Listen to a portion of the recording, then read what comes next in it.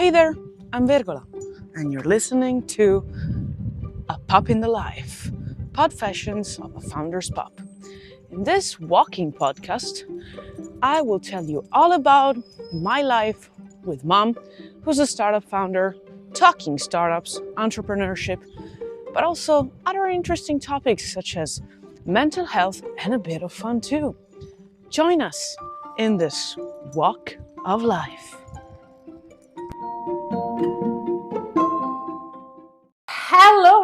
Hello. This is Vergola, and this is A Pup in the Life. So, first off, we're very sorry for yesterday's episode. Mom was actually driving. Microphone just went fucked a little bit around, and so it's heard not so well, let's say, and so it's not so good, the quality of the audio. Sometimes it's a bit scrappy, but trust me, Mom will do her best to make it fixed through maybe some software or something in the future, and to have it re-uploaded again. I'm really sorry, but it is what it is. Sometimes when you do scrappy things, as this podcast is, you do it on the go. Sometimes this just happens, and so really sorry, but thank you for anybody who just came around and stuck with us. Anyways, we are going to talk about something that is related to self-promotion on social media. So the thing is, once you start thinking about social media, personal branding in general, communications, what do you think, and especially, what do you fear? You probably fear self-promotion and people just thinking, you have a big ego and whatnot. So it might be something that don't want to get into because of that. And you know why this happens? Because this is exactly what most people do, because they actually don't know what to do, or they don't want to put the effort to do so. And so everybody is trying to create something on their feed, on their a website, on, let's say, on LinkedIn, on social media, hoping that somebody else notices them and lets them convert their stuff that they're trying to sell. But in actual terms, what they're actually doing is just mind-blowingly promoting themselves without actually listening to other people. And so I just want to give an outline, an example that happened to a client of Mom's while she was just trying to use LinkedIn at best. And so she's a marketing manager in a company, and she shares this story. In the last period, my objective was expanding my network, asking or accepting connections of professional figures that were actually very, very similar to mine, so marketing managers, and connecting to other people, connect spontaneously, getting to know them for real, even off of LinkedIn. So just sharing anxieties and ideas. And then she said, in the last minutes, I received a message that gave me a bit of thought to go around. Going through the first lines, I was smiling. I thought that the person was actually having my same objective, but keeping on going, I realized that I was just looking at the raw truth. A commercial, a salesy contact, very, very cold, from a colleague from marketing, totally outside of the target. Considering the product is the same, how can I be interested to a demo? It was something out of their actual type of offering, and it was very, very not related to what she was doing. So not for role and not for industry. So, and then again, she said, okay, I'm going to be very empathetic. I know how does it feel to have this, this idea that you need to keep performing with new tools and to have new creative ways to deliver results. And so maybe also shooting at the match, right? And so, of course, this is a metaphor. So anxiety makes you do some weird stuff, not so productive, especially for ourselves. And so I learned it on my own skin. And so I just got back very kindly and I hope just to keep in contact with the same colleague. And so this was very interesting, and I'm gonna tell you why. Hey, if you're enjoying this episode, why don't you tell your human to share it on their social media? You actually can also tag us and let them put a picture with you, your animal friend, or just them listening to the podcast with their thoughts.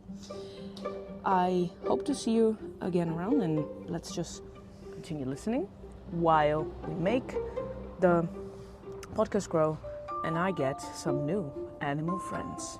Now, let's get back to the show. Mine just got back with a type of an answer that I'm gonna deliver to you, just explaining it afterwards. How did it come about? So she said, I got requests every day, even via email, from people who actually sell stuff similar to mine, or just that targets people in a totally wrong manner. It's to signal and to actually just point them out this and just let people know and educate them is a hard job, but somebody needs to do it.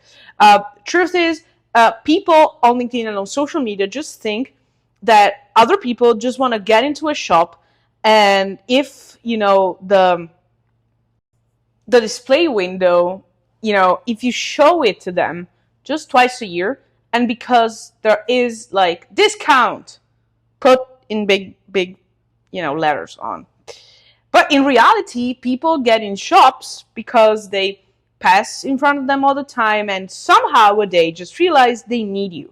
So how many people do actually make a difference and do the actual work of creating a good display window where you actually don't sell stuff you don't have, where you actually listen to the needs of people? And so if somebody gives you a piece of advice and say, hey, you might want to get this thing into that place, or you displace this into another place, and blah, blah, blah.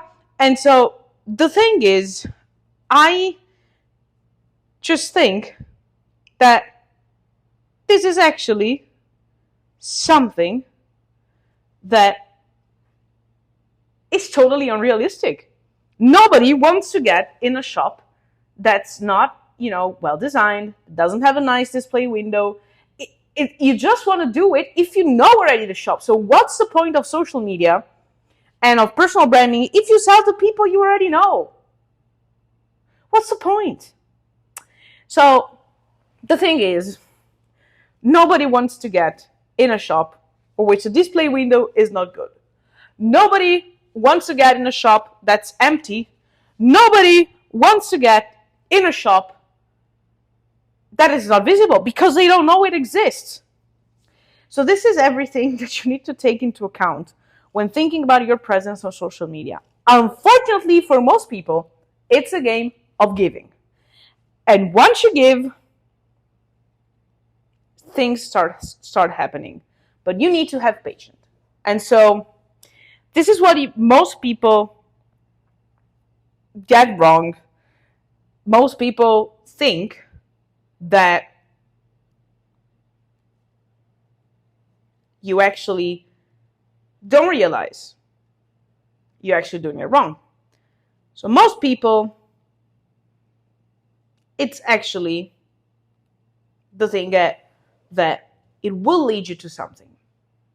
What does it take?